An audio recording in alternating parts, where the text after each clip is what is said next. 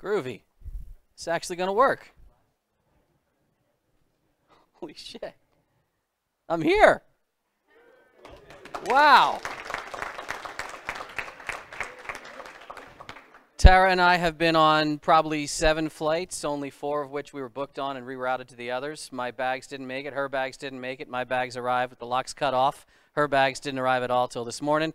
So it's been great. And I'm on a dry campus. So yeah, this is exactly what I was hoping for.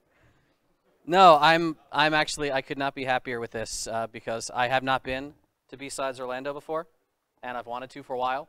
I have friends down here. I make it down here for a bunch of other, you know, suit and tie stuff that I immediately fuck off and go to theme parks instead. But yeah, this is my first time down here, and I've heard really good things. So I appreciate being invited. So for those of you who don't know me, because I said it's my first time, how many people have ever met me? All right, that's some. I want to see others later. I want you to come say hi. Some poor soul has been like waiting for me on Twitter, like, are you here yet? I'm like, life's being lifey. Sorry, but yeah, come say hi afterwards. I will feel a lot better once I've just kind of spun my head down a little bit. Who am I when I'm not having travel drama and so forth? I am a security consultant, like many of you. I wear, you know, nice clothes with a company logo and take meetings. But the fun part of my job, I'm in the same shirt. I've been in this shirt for 3 days. The fun part of my job is breaking into places. I am a covert entry tech. My team does physical security. That includes not just speaking to clients and training people in our classrooms, but getting in at night. So picking the locks, bypassing the alarms, copying the access control panel, you know, cards. We do it all. And like my fiance who just went back out, you'll see her later for the keynote. She's like, she sees like press photos of us and she just tells her family I'm professionally dangerous, which, all right, I'll go for it.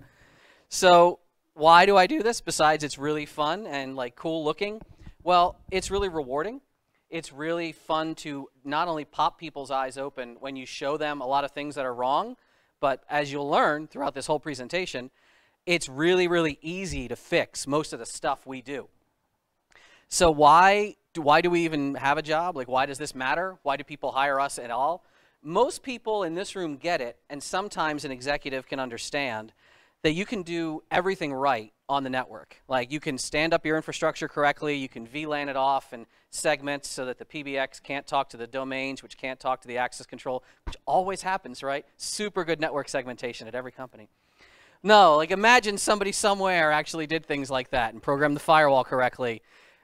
I'm a dummy in this world. I came from a sysadmin background years ago, but I'm still smart enough that if you get me in that room, I'll throw console cables into everything. And you can tell how outdated I am because this cable's way too old to work with that box. But like, yeah, like if I can get physical access and I can reboot devices or drop to single user mode, like I can do things that matter. So we tell people you can do everything right setting up your network, but if people like us exploit things that went wrong at Home Depot, like that's the ballgame. So that's why I talk about this, and that's why I enjoy sharing this. There's not to mention there's a very visceral effect when a client sees someone is hands-on, like standing at the PLCs and such. Like, you know, we do a lot of industrial work. This is a water plant. And I was just like, hey, what do these little up and down buttons do? And they're like, don't touch that. I said, I'm not going to, but like, would it be bad? They're like, that'd be bad. Or, you know, like, again, big industry, like this is a cart just full of chlorine. And there's video of me taking it out to the street, putting it in my car. Or acting like I was about to. They're like, yeah, I'm going to stop filming now. That was fine. That's fine. Put it back inside. So people understand theft and damage. They also understand tampering with the network or changing the network. But a lot of people don't understand how we get in. Ooh, where'd my slides go? Because I said earlier, like, I'm known as this lockpicker. And how many people, if there's a lockpicking area here, right? We have people from TOOOL here and such. Excellent. So many of you already may have learned here or at another HackerCon that lockpicking is pretty easy to do. Locks, no matter how they look, padlocks, deadbolts, you name it, they are fundamentally very similar on the inside. They're not hard to understand. They're not hard to visualize, like, oh, a key moves the pins and the pins clear and turn. And a very mechanically simple system like this not only is conceivable and like you can grok it, but you can also understand how to exploit it. So instead of using a key, sticking in pick tools, there's plenty of videos and such online of me talking about using pick tools. How many people here have tried this? How many people, was your first time trying it? Okay. So you understand, like, this is not a complicated topic. And if you kind of Google me, or like someone hits me up on Twitter, like a lot of questions are about locks. I'm kind of known as this lockpicking guy, and that's fine. I love TOOOL. I'm still very close to TOOOL, even though the fact is I do less and less lockpicking all the time. Like on, you know, just a casual basis, I don't have as much time for it. But the real kicker is that on actual covert entry jobs, I don't need to do this most of the time. So when people come up, they're like, oh man, I learned that lockpicking today at the Tool Village. It was so awesome. I wish I had a job like yours where I could, you know, I'd be picking like into the middle of the night. That's so badass. And you say, yeah, like this is fun, but I don't do this. When the rubber hits the road on a pen test, seldom are we picking locks open.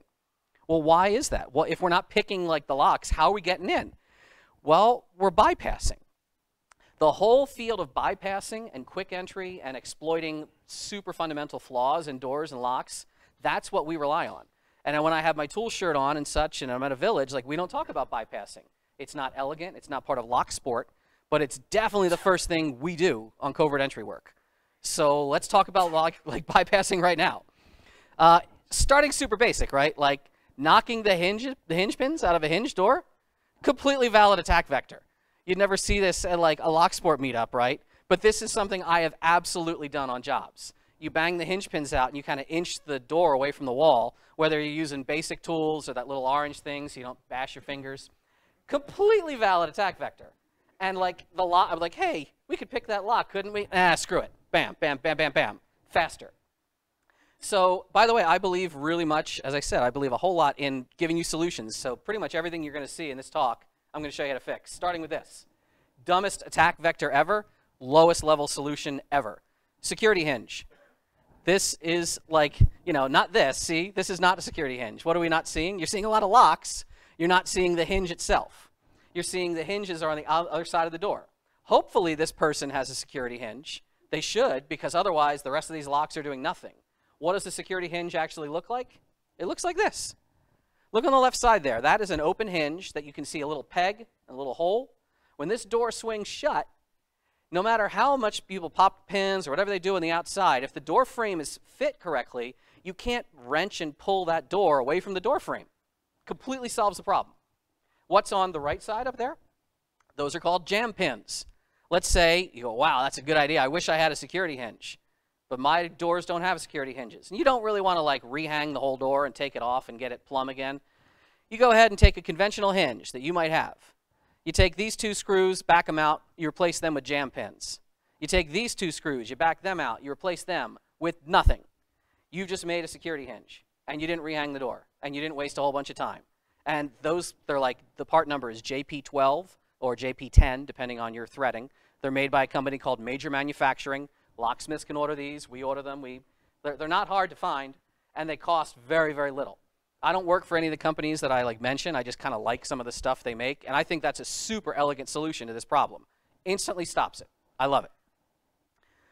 Speaking of locksmiths, by the way, if you know locksmiths, they'll tell you about some. These are like security hinges are known in the industry. Sometimes a customer will order one, and oh, you're a smart customer. But if somebody doesn't mention it, somebody just doesn't think to order it. It's not just a thing that people ask for. A locksmith friend of mine named Keith. He's actually part of TOOOL. If you've ever seen a big, like, happy guy from Great Britain, he's at the DEF CON Village all the time at ShmooCon. Keith was an actual trading locksmith for years. And when I first met him, it was really exciting for me because I emailed him. I was like, oh, Keith, you're going to be at that DC event? Yeah, man, I can't wait to meet you. Because I said to him when I first met him, I was like, you are actually in the trade. Like, you are practicing this craft in the field with customers. I am just some jackass on YouTube. Like, I would, if I could have gotten a look at your daily carry tool set, that would have been fascinating. He's like, oh yeah, I have that. You know, rummages in a bag, pulls out a little zipper pouch and dumps it on the table. And I was like, huh, that's, all right, that's anticlimactic. I guess you're servicing and fixing stuff most of the time in the field. You're not like, it's not an entry kit. He's like, Steve, this is my entry kit. This is my top 3 entry tools right here. I said, what? Like lockouts? Like customer entry? He's like, oh yeah, most doors are shit.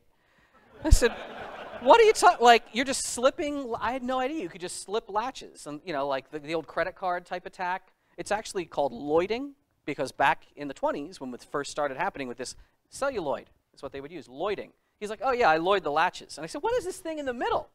He's like, I don't know, I found it at like a flea market. It's just called, I call it a Carolina roller. I don't know what it is. It says that on the side. I found what it is. It's actually called a traveler hook by the Carolina Roller Company. They make textile equipment. So I called them up. Nice folk. Rose answered the phone. And I said, hey, you got this part number. Can I order 100 of them? And she's like, people order like 2 once in a year. I said, yeah, but I want 100. And I don't think you speak Pashto or Urdu, and your business is dying in this country. So sell these while you're still around. Because we love them. Like, all our friends wanted them. And everyone we deal with wants them. We give them to students. They are, whoa. There we go. So this is a water pumping facility.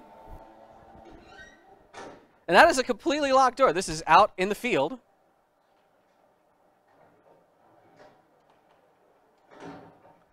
Yeah, so what's actually happening there? I'm just reaching in to the latch. I'm grabbing it, hooking it, I'm swinging it, crunching it, and I'm just retracting the latch. Like I said, it's like the credit card attack. It's like using an old Slim Jim. Oh, thank you, dearest. I am awesome. Thank you. Yes, indeed. Totally Sprite in this can.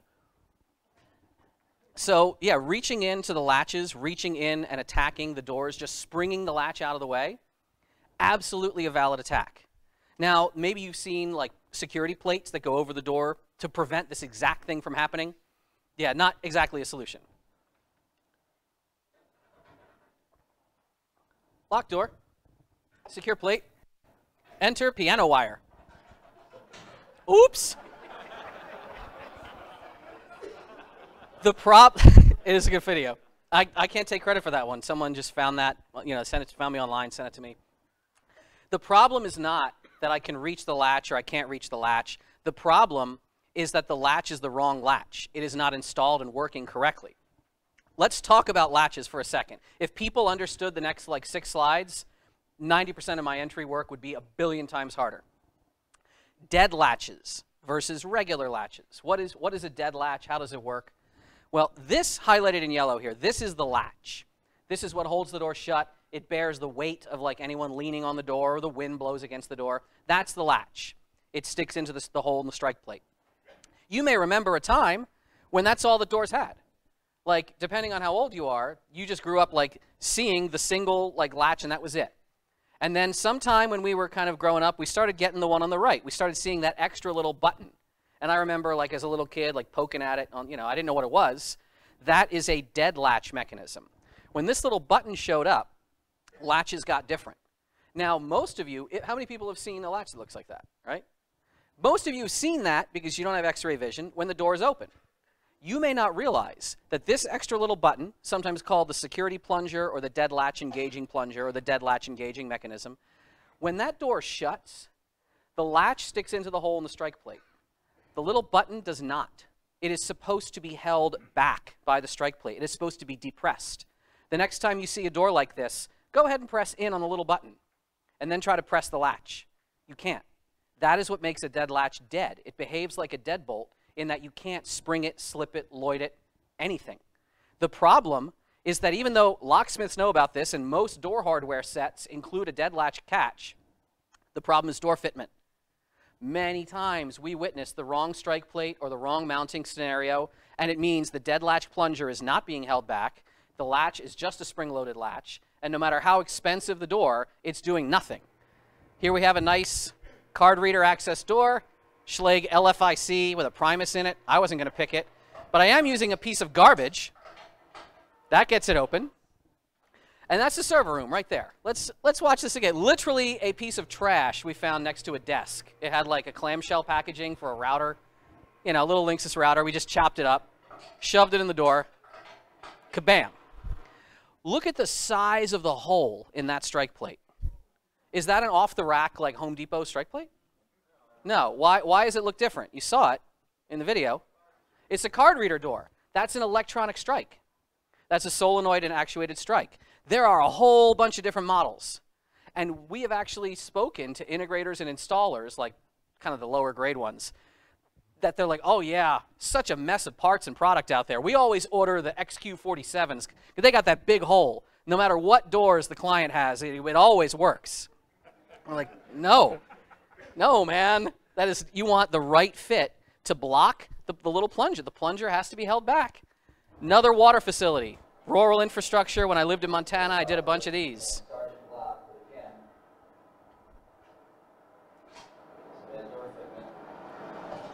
Yeah. So, like, I wasn't going to pick that lock. I don't even know if I would have gotten through that lock in a reasonable amount of time. It was a really nice, high-grade lock. Like Sargent, as in Sargent and Greenleaf Company. Sargent makes nice gear. But $5 hook, and I'm in here. Like, I don't belong in here. You don't want me in here at all. $5 hook. Done. How do you fix that? Hang your door correctly. Adjust your strikes correctly. Speak to your facilities team. Here's a crash bar style door. Oops. Like, it's crash bar. It's designed for egress. You press it, it will open. That's a bent rod just sticking through the weather stripping. You've seen doors where you kind of like look at them from an angle and you see the light leaking through. I guarantee you can smash through those crash bars very easily. They're rated for only a certain amount of pressure so that a person, this is all code compliance. You don't have 100 pounds of pressure on that crash bar. You have to be able to get out. Even like a child has to be able to get out. This, by the way, right out there is the street. This is the room that had the chlorine storage. And they had the tanks on the walls, and I could have adjusted it or just rolled away. So remember, a weather strip seal is not a security seal. Even if you can't see light, like it's just rubber or sometimes fiber. I can usually stick something through, hit that crash bar. There are specially made tools just to do this more easily. Here, Robert's using one made by Sparrows. You know, that's like a super nice tool. There you go. Not hard. There are exit paddles, smaller target, but if you know where they are, or if the door is glass, like, you know, again, you can just see it. Now, it's, oh, this is good. The slides are bright. Sometimes projectors are really dark and the audience can't see something. Can you see something that could mitigate this attack? It's in the shadows. Yeah, some of you were saying deadbolt, and if you look at the first video we showed very prominently, you see the deadbolt, right? And this is like 3 in the morning. The client absolutely could have used the deadbolt if the structure is not occupied. If you have, you know, egress conditions that aren't a problem, there's no one in there. Sure, use the deadbolt at night. Now, we'll talk about deadbolts for a second. Like, this is a thing that exists. Do you know what this is? That's a thumb turn flipper. You stick it through the door, and it goes, it actually makes that sound just like that. You hear? That is a destroyer of worlds. That and a couple of other tools, man. Like the, you ever seen those big cage gates that, like, at the mall, you know, they're closing up for the night, Sam Goody's shut or whatever. Oh yeah, all day with these, man. So between this and a couple techniques, you're exploiting that gap down the door. If you have any sort of gap and the weather stripping is not occluded or locked off or blocked off, a lot of these techniques work. My favorite is to be way more kind of ethereal and stick something very light and gaseous through the door. What do I mean by that? Well, here is a locked door. Mag lock is shut. And there's our friend Dr. Tran coming through smiling. Well, how the hell did he just do that? Yes, some people are already saying it. Here's from the other view. This is a fabrication lab where we prototype a lot of gear. Bobak, co-owner of the company, he's there in the hat. He just showed Ross this technique, and Ross is like, guys, check this out. So the door's locked. He's shaking it. Door's not open. Card reader on the wall. But they're going to hold something up. It's a very secret, like, government tool. It's through restricted channels how you can make this work. And all of a sudden, the door's open. If you know the right people, like if you have anybody with clearance or something, ask them for the special Red Team catalog, and you can order it. It comes with a government-proof instruction manual. Any field operative from the 3-letter agencies, it says hold can like this, one page of instructions. This, all you're doing, you're exploiting what are called REX sensors, request to exit sensors, or passive infrared is usually another word. This is a locked door. It is no longer locked. Why? We're gassing out that REX sensor. Most systems like this, most, quote, request to exit systems, will use passive infrared sensors. Any change in temperature on the inside of the door controller will think, oh, that's got to be a human. They must be egressing. I should unlock now. absolutely easy to fake them out with other temperatures. If you've ever like used that can of air to scare the cat, be like, get out of the wiring rack. Like you're flipping it over, and that coolant, because it's usually like an isobutane, which boils off to create pressure. Well, you're spewing it into the air, and it boils off in the atmosphere, instantly creating a cold cloud. And these sensors are not smart devices. They're not like, ooh, a ghost is coming, it's cold. Like, no, they just see a change in temperature, and that's that. In fact, I guarantee you the top middle, the Honeywell PIR, like, or a rebranded version of it, is what you will see. How many people have already seen that on their buildings? They're everywhere. There are a lot of other varieties, but most of them are infrared. Not all of them. There are REC sensors that use microwave radar. So RCR, range-controlled radar. They need to see something approximately the size of a human, and it has to be moving towards the door. So you can tune them better. But the thing is, like integrators and such, they don't really want to tune them. And clients don't want to have to play. Wow, this room has PIRs. I'm just seeing them. Look at that. And they're the freaking Honeywell. I can see it from here. But like the microwave radar, they're going to have false negatives. They're going to have a person who comes up to the door, and it's going to be, you know, the CEO, and he's got boxes in his hand, and he or she bangs into the door and falls over. And they're going to immediately get on the phone and say, yeah, the door sucks. So installers know this. So installers always go with passive infrared because it's the most reliable. If reliable means always unlocks, and that is very reliable for me. And there's a billion ways you can play with this stuff, right? So this is at DerbyCon. A friend of ours, Chris Nickerson, showed this to Dave Kennedy. And Dave is a big e-cig person. So like he like sub-ohms his coils. He vapes big clouds. So Dave goes up to this door, and he's just going to blow a huge vape cloud through. And he's listening for that solenoid click. He's listening to be like, oh, I know this is going to work. Sure enough, yep. Yeah. Late at night, one night, when Tara and I were out on a date, we were coming home, and I had just kind of like walked out of a bar, like carrying a glass or whatever, I don't care. And we're walking down the street. This is back when I lived in Montana. And I was like, hey, this is cool. Check this out. I want to show you something. And she's like, I know what that means. Get this camera out. So this is a bank. And here's what happened to this bank, right? Like, so we're locked.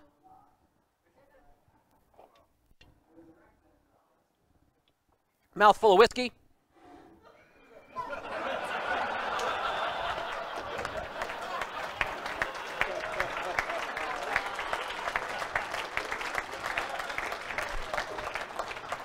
See, it's not drinking if it's a prop. This is educational. How do you fix that? Well, a couple of ways. One, like obviously try to guard. All these attacks involve that gap. If you can tighten up that gap, occlude that gap, or for your real secure environments, like fix the sensor. Don't put the sensor right by the door, or in the best cases, use a push to exit. Anybody ever, slapped a little green mushroom? Yep, push to exit systems. And users don't like it. Like if you're in charge, if you're on the blue team side, you're going to be kicking water uphill every time you want to try to sell that as a solution. But show these kind of videos, or bring us in and we'll show these videos. We'll shoot more of these videos with your whiskey. On location. On location, yeah. Then you get a lot of traction and buy-in from management. What about the bottom of the door? The bottom of the door can have a gap, and we use that to exploit the fact that most door systems have what's called a lever-style handle set. When's the last time in a commercial environment you remember seeing like a knob, right? Unless you have some weird legacy building that's got some kind of code variance, you're not seeing knobs in any commercial spaces, schools, offices, you name it. Why? If someone has reduced grip and tactile function in their hand, or if they literally don't have a hand, like maybe they're an amputee, they have to be able to egress and use the door. Hence, exit paddles, or in the case of knobs are all replaced with lever-style handle sets. Very, very lucrative environment for attackers. If there's a gap on the bottom and top of the door, which there is, because the door doesn't drag on the ground, you can use something like an under-door tool. This is a fella named Tyler Gray. He has like a video series called Gray Man, and he wanted to hear about this attack. He's like, well, how do you do it? And I did, all right, so here, and kabam. And his cameraman actually was like, can we shoot that again? That was way too fast, and I need to know what's happening. So what is actually happening? Here's another version. This is actually not, for cinematic purposes. This is on an engagement. This is the server room. This is one of the IDF rooms at a, tech firm. And we have Robert. He's nowhere near the door. He's nowhere near the card reader. He's just under the door doing something. He's doing what's called an under-door attack. And you'll see he's got to feel, he's trying to be a little more quiet than I was in the last video, but he's going to find where he is. He knows what's happening. And all of a sudden, he kind of puts his head into it, literally puts his head into the door. And that server room's open. What is happening? Dumbest attack vector ever. We are using a rod and a line, either Kevlar line or Technora is a nice thread. Some people use metal braided line. I don't like it. It shreds and you get metal splinters in your hand. But you just use this line to deliver the rod right behind the door. You yank down on the line. You're just hitting the inside handle. That's all you're doing. And the inside handle is always going to open the door for code compliance reasons. It will always work. This is the thumb turn flipper and a can of air, all of which you can, pretty much get easily. Even that thumb turn flipper is not super restricted. The nice one is made by Lockmasters. The crappy one, like everything, is knocked off and made by like Deal Extreme and AliExpress for like way less money. These techniques work all the time. Because how often do you protect the you literally, unless you can have a moving door bottom, you can't protect the bottom of the door. Now, moving door bottoms exist. This is called a dynamic door bottom. A little plunger, this little black piece, presses into the door jamb when the door swings shut. A bar actually drops down. Now, this little animation, this is not a security product, but it shows you the mechanics. This is just sort of an environmental seal for heating and cooling purposes. But they make versions of this, like a much heavier duty one, metal with interlocks. It comes with a contoured floor plate. Again, I don't work for ASSA ABLOY, but ABLOY has a brand of product called PEMCO, P-E-M-K-O. This is the PEMCO 530. And like, you can put this on your server room. When that door shuts, this is a metal bar that drops down, locks into the plate, and like nothing is happening under that door. There's no way to get it up. I love this idea. Well, I mean, I hate it, but I love it because it's an elegant solution to the way I always get in. I have not seen anyone yet making, unless you buy a second one of these on the top, I've never seen a lot of protections for the top of the door. But this, I think, is awesome. So there's a guy, his name is the InfoSec Pope. He's from Utah. You'll sometimes see him and I tweeting, and my ex, Sherry, we all tweet about like EVM chip acceptance, and we're tweeting like, point of sale systems. Well, he also plays with hardware, physical door hardware. He's using, this is for the young ones in the room, this was called film. He literally uses camera film, and he knows because the outside handle is the same height as the inside handle, and he fishes it over the door and yanks on it and just pulls the handle. So under door attacks, over door attacks, it's hard to kind of get around that unless you protect that handle. There are ways of protecting the inside handle that, as far as I know, do not violate code. Shrouding. You can put a shroud around the handle. I saw this before. I was like, oh man, what is this product? Frig me, like we couldn't get in. Finally, I called Robert from another building. I'm like, do you have your bore scope? Get over here. We shove a bore scope. I'm like, what is that effing thing? And we went in like another door. But, because like, that's what the thing is, right? These no one can be prevented. I was later on, this is effing brilliant. And I asked the client during the debrief, I'm like, what is that shroud thing? What security vendor sold you that? And it turns, they're like, no, we inherited this property. It used to be, some loading dock. This is like, you buy this in the Grainger catalog. This is to prevent like moving carts from smashing into door handles. That's all it is. It's a door protector. But it makes my life freaking hell. Another solution, like how many people have stayed in hotels where the door handle's been mounted, canted or down even? Seen this? Under door attacks, yo. Ask, like, I mean, I stay at hotels a lot of my life, and we stay at Airbnb. We're always on the road, so like, I asked this. I was like, hey, so that like door handle in the room, I stayed here the Westin last year. It was different. You guys changed that. Is that under door attacks? He's like, oh yeah, we've had problems with like people sneaking into rooms. Under door attacks, a big problem in hotels because the gap under your door is sometimes you can hear everyone in the hallway. That gap is like a ½ inch. So they're starting to mount the handles down. As far as I know, it doesn't violate code. Ask legal. You could do this. My favorite solution ever is something RenderMan sent me a photo, and then I started seeing these kind of installs at various hotels and other buildings. Like there's these little clips, and they're around. Imagine trying to get an under door attack or an over door attack to work with this. I don't think you could ever get the film. Maybe under door with a camera and a lot of patience. You could like wiggle it and fish it around, but like raising the effort, huge. So I asked a hotelier that I was, again, we're staying in town for 2 weeks. This is in San Francisco. I was like, hey man, we got clips on these doors. I've seen this before. Do you have, he's like, oh yeah, dude, freaking crusty punks break in and they like sleep in the rooms, and under door tools are out there. So I'm like, where did you get this solution? I need to know what this is. I got clients that want it. He's like, oh, you didn't notice? Like your closet, you know, the sliding closet and the carpet, the track, it's those. It's literally closet door track, like the Terminators. You freaking, $4. Solved. I love solutions like this, even though they made my life really bad. So there's a lot of threats that come at you. For physical side, there's a lot more that we didn't talk about right now. There's a lot more we can talk about. I leave lots of time for Q&A. You can ask me a lot of funny things. Like during our class, like this is Robert and some students. They're using a clamshell molding kit, and they're just pouring hot metal into it, and they're copying a key, a high security key that you can't get the blank for. You can absolutely mold and cast keys.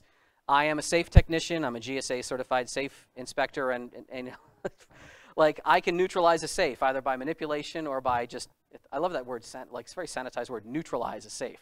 I've bolt busted some safes, but I can teach anyone in this room to manipulate a safe dial. Like physical angle is overlooked. The physical side is not thought of, and we love share like.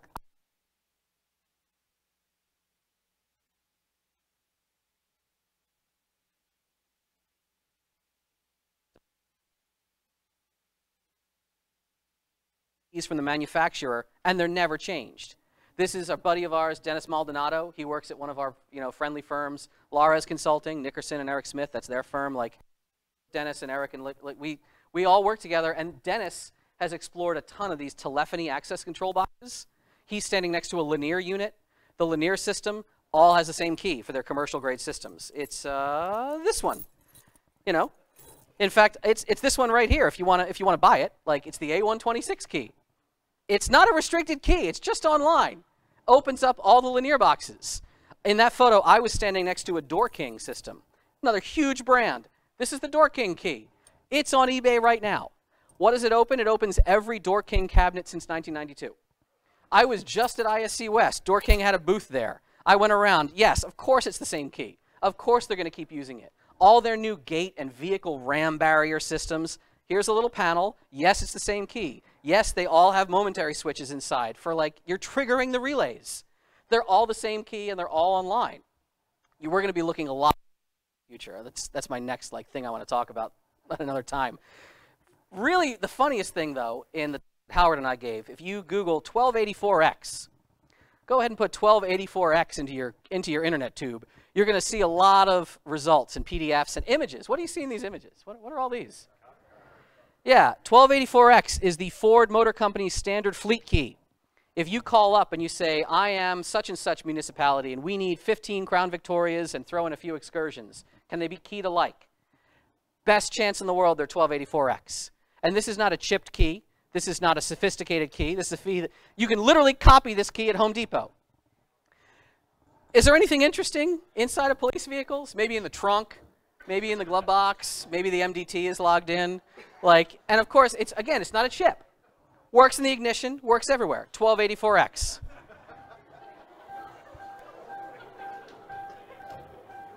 Many departments do not even know this. People on the job don't know that their cruiser works with their buddy's cruiser and her cruiser and his cruiser. What is the most popular use, like for after you've had enough duty hours on a Crown Vic and it gets kicked out into the civilian market? What do they become? Yeah, there are cities right now in this country where every cab is keyed alike, and it's keyed alike to the black and whites that are rolling. Like 1284X. Read about it. It's hilarious. Definitely don't use Google Advanced Search Operators for like 1284X file type PDF site:/.gov, because you'll never find proposals online and requests for bids from like Ford Motor Company for a ton of cities around this country that all use this key. Electronics, we are not just a mechanical firm like Bobik, who you saw earlier with the hat on. I mean, he is our electronics researcher. He is our main cat for this kind of side of the house. We can absolutely talk to you all day, and I can fumble through, or I can tell you to call Bobik and ask if you want to. Electronic attacks are super real. This is something that we enjoy building. Bobak makes what's called the hunt pad. He takes long-range readers, so like a MaxiProx, or this is an R90 for this is I-class. He'll gut it. He'll repurpose the internals. He'll add a couple of lithium ions and a boost converter. And then this will just run for about 6 to 8 hours in a laptop bag, just sniffing cards. And it's a long-range reader, right? So long range is about 1 foot to 18 inches. But here's Dennis, and he's going to sit down on a park bench. Looks like he's on his phone, right? But he's not really calling somebody. He's verifying that that's a good card grab right there. And we just pulled a card read out of Tyler's pocket. And boom, so you can copy that, you can replay it. These are not Hollywood tricks. The idea of using this tool is called a Proxmark. If you've never worked with one, I mean, a Proxmark is an old tool. The Proxmark 3 has been out forever. The Proxmark 3 RDV2 is the new hardware version that we use. But all of these are valid attacks. All these are card cloning attacks. I love the laugh at the end. Isn't that great? If you don't want to attack the credential to the reader, because there are not, maybe you've got a client using MyFair, like MyFair DesFire, the EV2, EV1 and EV2, not really cracked yet. If you're an HID shop, maybe your vendor sells you HID gear. CEOS is the new card by HID. That's not cracked yet. But the credential to reader doesn't matter if you attack reader to panel. So attacking the backside, attacking the panel bus, this is us installing an electronic sniffer behind the panel. And it's going to just log all the card data, which goes down the wire in plain text. And most of the time, if you've ever, I mean, you got Larry up front. We got a lot of people who know Wiegand, and ask us about that. Ask us about how these down the wire, and the fact that we can sniff, clone, replay, DOS it with a little sniffer that Bobak can install in a matter of seconds. And you'll notice he's not going to cut these wires and re-terminate them. The reader is not interrupted from reader to panel right now. The reader stays online. This is an inline insulation displacement connectors, little IDC connectors that you just punch down. And then you'll see lights light up. It's only 4 wires. It's got voltage. It's got data 1, data 0, and online. This, by the way, this is the ESP key, because the new ESP Wi-Fi chip, it's like the size of a postage stamp, this whole circuit board. We connect to this with Wi-Fi. We don't even walk up near the reader anymore. We can just be in the building, find the hotspot that it's quietly broadcasting, or it'll connect to us. And then Bobak can look at all the credentials. He'll be like, oh, look at this one. So this credential hit this door, and this door at 2 in the morning. That's a guard. Who wants to be the guard? You know? Or you can just press replay and just open all doors. This is I love it. I love this side of the house. I wish that I had his skills. I love sitting in on, even though the stuff that goes over my head on Bobak's days in the classroom, this is what we love talking about. We love exposing people to this. We love sharing this kind of knowledge. We just want people to realize that some things work and some things don't. Policy, and in the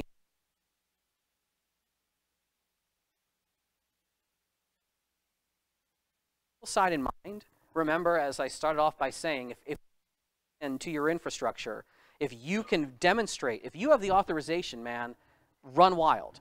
Get documentation, a photo, put your business card right in those little wires, just kind of nested in there like a guitar pick in the strings, right? And then tell your boss, oh, you should check that server closet where there's business cards right next to all the core routers and the edge routers. I mean, maybe you'll get fired, but hopefully you won't. If you can show people hands-on contact to this sort of attack, it wakes people up. And then the best part of your job is that the fix is easy. I'm not saying it's $0, but I'm saying it's cheaper than almost any other sort of network topology change you got to make, or deploying a whole new database and patches. The fixes are straightforward. That water facility, and I'm here with the administrator, I'm showing her, I'm like, yeah, so you had bad door fitment. This strike was a 1/4 inch off, and get somebody out here and make this, adjust. There was an article in the Locksmith Ledger, a Locksmith magazine, where they actually showed the dead latch wasn't working. And the locksmith, it was a little interesting sidebar article. And he's like, yeah, I took the thing off the wall, I pop riveted a piece of scrap metal in my van, put it on, and that 2 millimeters was enough to completely engage the latch. And now this $150 lock was working properly because of 5 minutes and junk. So fixing these problems is not hard. If you find them, or we find them for you, or someone who knows you finds them, find them, demonstrate them, get facilities out there, and it makes my life as a covert entry tech way harder. And that's what it's all supposed to be about.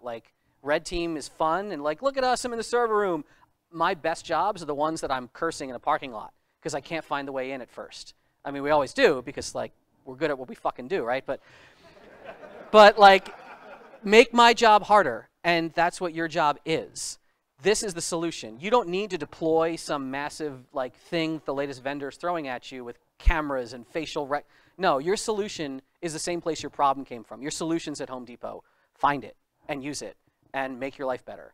Ask me about it if you want. Ask someone else about it if you want.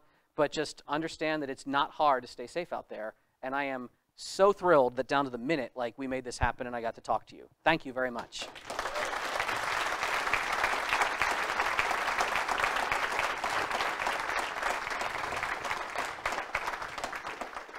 And now we got lots of time for questions.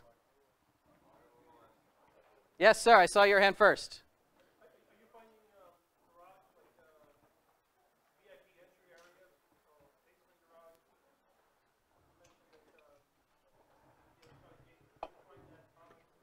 So the question is, yeah. So the question was garage entry usually. So a lot of garage areas will either have a really good garage will be like a roll-up gate, or many times, you know, it's an arm. Like, so who gives a damn? But yes, so garage entries, a lot of times, I'll give you the kind of the rundown. There's many times a pedestrian egress somewhere, and it's going to be just as susceptible as a lot of office doors. So we're either going to gas it, we're going to find a push to exit or something and just exploit the pedestrian door. If there is no pedestrian door, oh, we're getting like loud over here. If there's no pedestrian walkway, fingers crossed that you just have a vehicular walkway and you can walk. One time, literally, we walked up a parking deck and got in a back door, and the client freaked out. They're like, how did you get there? You didn't have a card. I was like, dude, I didn't have a, take the D off. I didn't even have a car. I walked up the ramp. Like, you have employees with bikes and they're parking out there. Obviously, people are walking up the ramp. Or, you know, like hanging out like a person, like the smoker entrance. Like, I've hung out by roll-up doors, and I've just followed a car in. No one has cared. By the way, you guys know for social engineering, right? You got two people, and they're wearing roughly the same shirt. Instant credibility. It doesn't matter. Like, you get that, like, metal contractor's keyboard, like contractor's clipboard. Like, by the way, first thing you do when you buy that thing, right? You buy it at Staples. That's where you're getting your canned air. You take it out in the parking lot, you like throw it down, you kick it around and like scuff it all up, drag it through the dirt, write stuff on it. Yeah, you're instantly a contractor if two people have the same shirt. So yeah, you stand there. Like Johnny, who's ever seen Johnny Long talk? A lot of young people in the room, but the older folk know Johnny. His favorite thing was to be from AT&T. When's the last time AT&T has had field serviceable equipment? But like, no, I got myself a scuffed up white helmet that has a Union sticker on it, and here's my metal clipboard. Nah. So yeah, we've walked into those gates before. But ultimately, that's it. And the few times that you just, it's 2 in the morning and there's no, you know, I don't know what I'm doing, there's going to be a reader outside that gate. ESP key. ESP key the reader, then you've got a beautiful credential grab, and you're going to use that credential not just on the door at 8 a.m., but you're going to use it inside the building as well. The person arriving earliest or leaving latest is either someone of high rank, they got a lot of wasta at that company, or they're like that poor schlub in the server room. And he and she has been there till 2, and that's why they came home at 2 a.m., and they're going to have the card that gets you everywhere. So that's my best answer for the vehicular access. Was a question behind you? Yes, sir.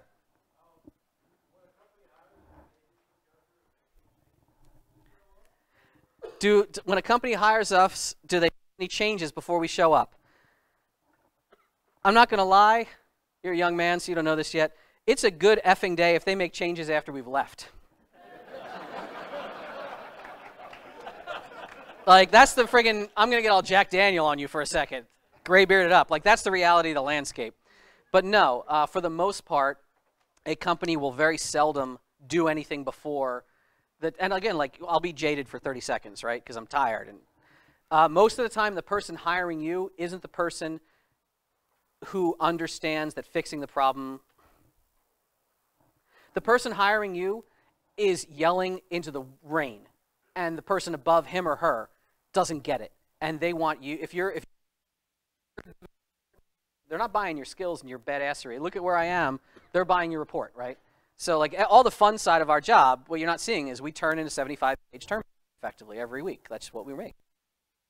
One who's going to take it to someone's desk and alternately either smack them in the face or just slam it down like a police detective in the 70s, like, here's my badge, you know, like, and they're going to get things done. Like, that's what they want from you. So the people hiring you, half the time, your mission is show us everything that's effed.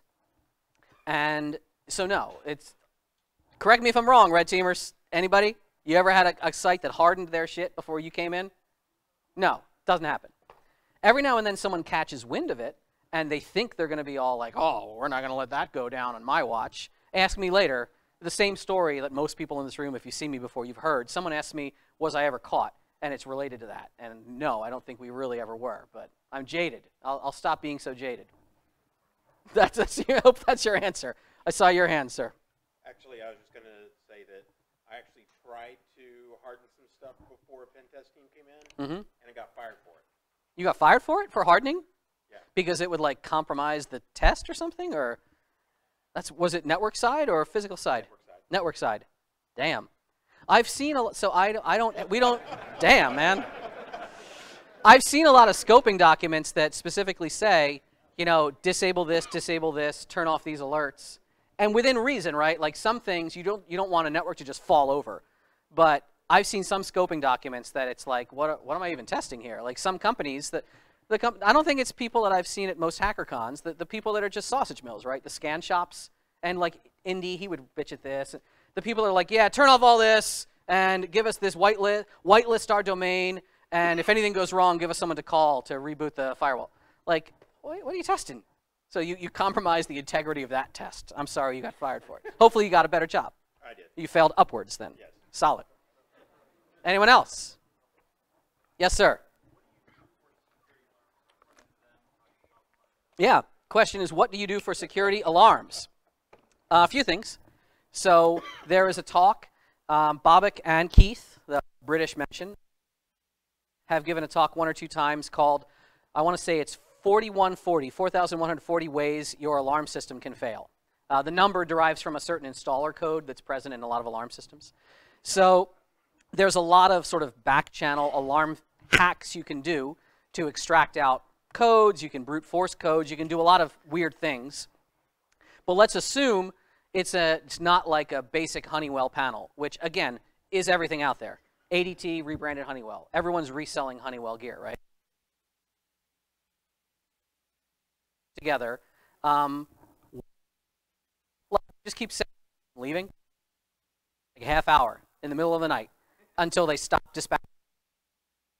Oh, wow, that alarm in Building 7 sure sucks. Like, we've done that. It's called alert chaining. Val Thomas, Hacktress09 on Twitter, she and her partner Harry do a lot of pen tests against energy. So many they have just like rattled it or snipped one wire and like run back to the woods. And they time it and they see, all right, there goes the patrol truck, and they do it again, and they gauge how many times you have to hit the fence to hit the alert, and then they just like literally the guards stop coming because they assume something isn't working, and as long as they can't find you out there, meh. So yeah. My favorite, this ties into a good social, I talked to you about social engineering, right? So there's a story that, again, we tell in our trainings. I'll put the question to the audience. Bobak and I are in a parking lot outside of a building. We haven't even gotten in yet. We're just like checking doors and, will this rec sensor work? I don't know, you know, looking around. And I think I was I was probably impressioning, if you know what impressioning is. It's a key-based attack. And I'm impressioning this key. And Bobak is just, you know, we're wearing, again, jeans and like matching Verizon shirts or something. 3 in the morning, because, you know, you can get your company to come out at 3 in the morning, right? And he's like, hey, was that, look over there. Stop for a second. What's up? Was that white pickup there? I was like, I don't know. I don't think it was. Anyone in it? Like, I don't know. I didn't see it pull up. I think it was there. Well, let's step back and let's kind of walk a little bit over here. We're hugging the building. We're kind of walking around. And sure enough, we see somebody kind of in the distance, probably about 200 meters away. Somebody's walking around, right? That's a good distance, and we're in the dark, and they haven't seen us. And I'm like, what do you think? You think that's, he's like, ain't no other cars out here. That's got an amber light on the truck. That's probably a guard. I'm like, oh, this is definitely a guard. What's the right thing to do, right? The guard has not seen you. You've not been engaged. What's the smart play? Roll up on a guard. How many are in the Go back to your hotel. Wait till he leaves. No. Walk right up to the guard. First, they were like, hey! Hey! You know, we're like, the guy's like, wait, excuse me! Get the guy over here, like, is this building 13? We're like, yeah? He's like, look, we're looking for Phil Spunkmeyer. He's the, like, who the hell knows? That's a made-up name. We're like, Phil Spunkmeyer's the manager of this building. We're supposed to be out here doing a fiber haul. You don't, is there a, like, you haven't seen a bucket truck out here, right? The guy's like, what? He's so perplexed. But we're just, again, we got 2 matching shirts. I'm talking to you. And who can, like, yeah. And so Bobek pretends he has, like, a Nextel phone. He's, you know, he's like, hey, yeah, we're out here. Yeah, we're at building 13. Oh, you think Rich is on time?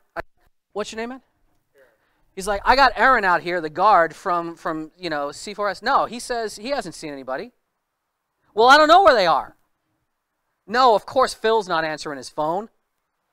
Well, we'll stay. No, we're on the clock. I'm sorry. So you haven't seen, you know, and we start rapping with this dude. And we're like, well, look, if you see a bucket truck or anything, we're supposed to be hauling fiber. Who cares? Blah, blah, blah. Later in the night, like, we got in.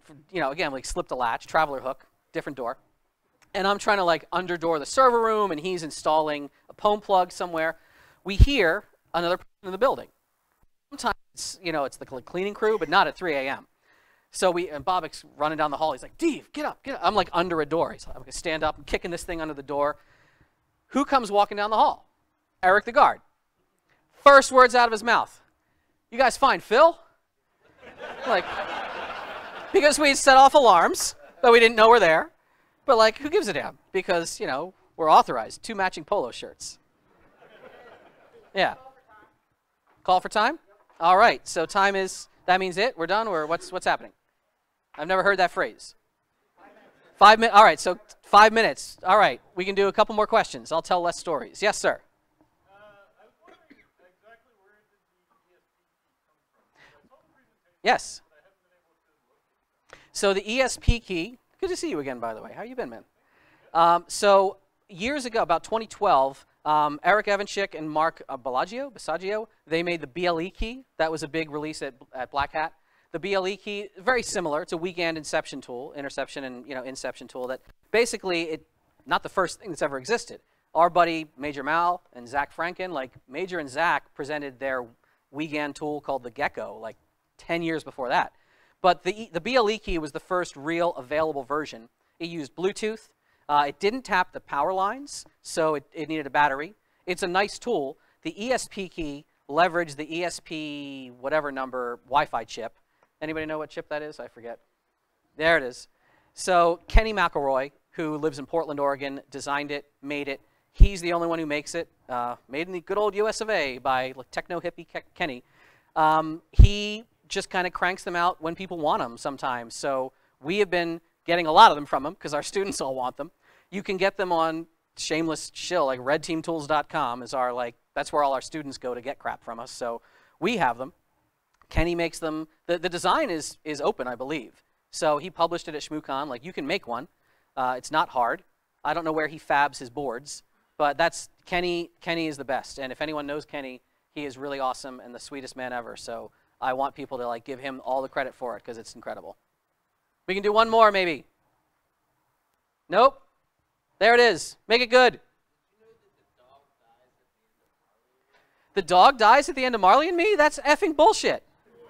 Why? Oh my God. You just saved me 2 hours on airplanes because now I won't watch that. If you're on an airplane, watch Deepwater Horizon. Excellent movie. It's on all the IFEs right now on the planes. That was so quick, I'm going to answer your question. Then we're done. How do you defend against that wiretap getting the plane fixed? Oh, very good. So how do you defend against the wiretap? The weekend interception tool on the back end, reader to panel. So the reader, every major commercial reader and all door hardware tends to talk weekend. Ask me outside. I'll tell you more about it. It's a plain text protocol. It's been around since the 70s. There is a new standard. It's called OSDP, Open Supervised Data Protocol. Bobek is going to kick my ass. I got that wrong. OSDP 1 and OSDP 2. Longer range, bidirectional, and most importantly, OSDP 2 supports, but not by default, secure channel. It's an encryption key, and it completely blows out the idea of intercepting from reader to panel. Cypress Solutions is the one company that makes like modules that adapt for it. None of the panel boards support it yet. Some readers do. Like HID is part of the working group. Bobak is on the working group. He's been trying to get this solution rolled out with Cypress teams, but it's not out there. The cost of reinstalling stuff is high. So the adoption is not very frictionless. So you're going to see for a very long time, and the ESP key is going to keep working for a very long time. But an excellent question. OSDP2, if you got any WASTA with your company, man, get yourself moved over to it. Ask us how later. I think that's it. I'll be in the hallway. Listen to Tara in a little while.